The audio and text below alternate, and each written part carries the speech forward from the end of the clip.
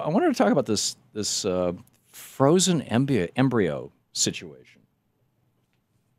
There's and the reason why is because I think that this is meta, as in, well, it's meta to several larger discussions. It's meta to the larger discussion of the roles, the respective roles of men and women in society, number one, and the historic powerfulness of men and powerlessness of men all over the world, but also in the United States. It wasn't until the 1920s that women actually gained the right in the United States to sign contracts.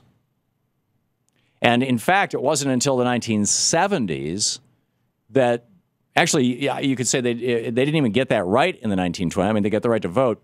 And in some cases, in some places, they got the right to sign contracts. But Louise and I were talking about this the other day, and you know, back when we were first married, we were married in '72, as I recall, and for some time, she could not get, like, you know, credit cards in her name; they had to be in my name, and well, that's maybe not the best example because there, you know, could have been that I had a paycheck and she didn't. I don't know, but in any case, historically, in the United States, women had very, very little power and property. In fact, let me just share the details of that. This is pretty astonishing.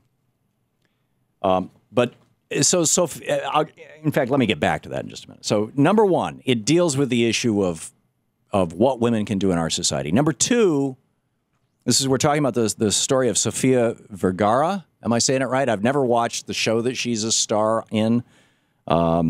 She's an actress. She just got a star on the Hollywood Walk of Fame. She's 42 years old.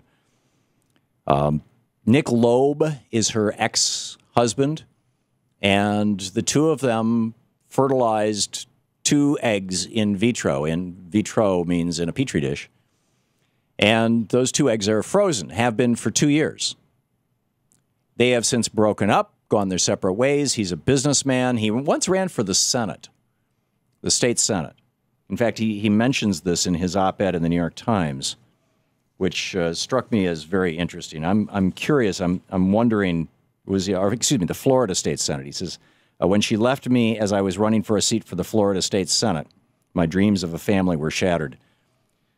I don't know if he was running as a Republican or a Democrat, but given some of the language that he's using, I'm guessing he was running as a pro-life Republican. So basically they created these embryos, then they split up, and she's engaged to somebody else, and he wants to hire a surrogate and implant these embryos and bring them to term. And he's saying that because they're fertilized, they're life. In fact, this is from his op-ed in the New York Times, from Mr. Nick Loeb. He says, when we create embryos for the purpose of life, should we not define them as life rather than property? Now, that's his foundational premise for everything. It's the Catholic position. It's the position of many of the fundamentalist Christian churches, Protestant, the Baptists and whatnot.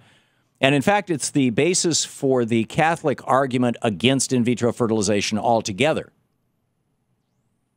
Because you fertilize a whole bunch of eggs, and then you pick out the best looking one, the most viable one, and that's the one that gets implanted in the woman's uterus, and the rest of them go down the sink.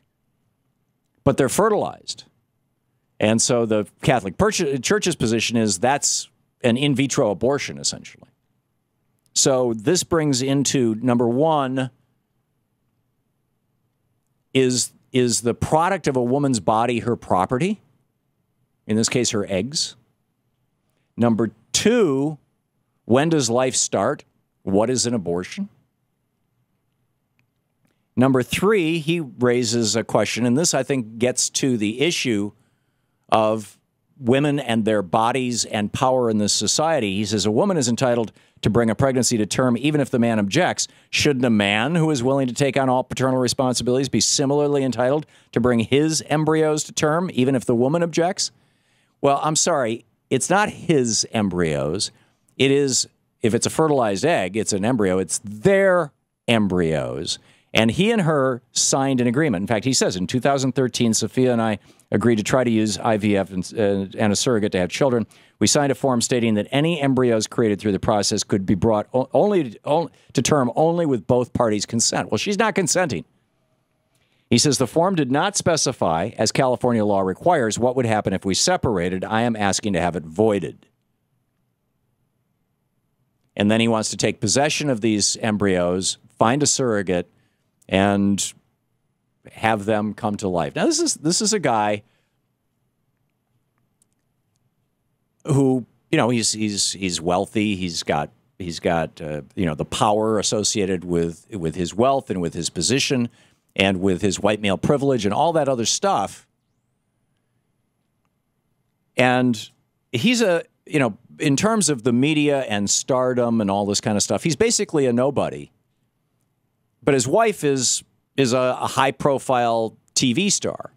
And she's suggesting that, or at least some people in the media, let's say, are suggesting that he's using her recent stardom, because she's now on a major television program, that he's using, say what it is?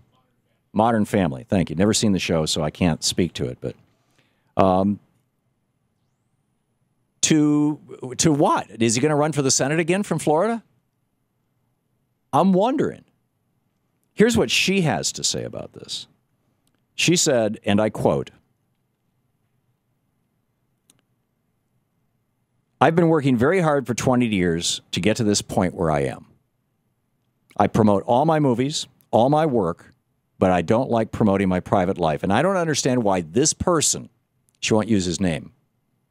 We're talking about Nick, what's his name? Nick Loeb. She says, "I don't want to allow this person to take more advantage of my career and try to promote himself and get press for this. This shouldn't be out there for people to give their opinion when there's nothing to talk about. There's papers signed. He's not an actor. He's not a celebrity. It's like, why?" And as she's saying that, he's on the Today Show being a celebrity because he wants the embryos. So my opinion on this is that she should, you know, they signed an agreement that says it requires both of them to consent for these things to be brought to term. They don't consent, the embryos should be destroyed. Embryos are destroyed across the United States literally every day. In vitro clinics flush hundreds, maybe thousands, all over the United States of fertilized embryos literally down the sink. They're almost microscopic. Perhaps they even are microscopic. I've never actually looked at one, but I'm guessing that they're probably microscopic. I mean, we're talking single cells. You can't see a single cell. Look on your hand. You know, there's zillions of skin cells on you can't see the individual cells. So what does this say about the status of women? What does this say about the status of celebrity? What does this say about the status of when life begins? What does this say about the status of property? And when we come back, it's going to take me a minute to find it in my book on equal protection, but I want to share with you what the status of women in this country was in the lifetime of my mother. We'll be right back.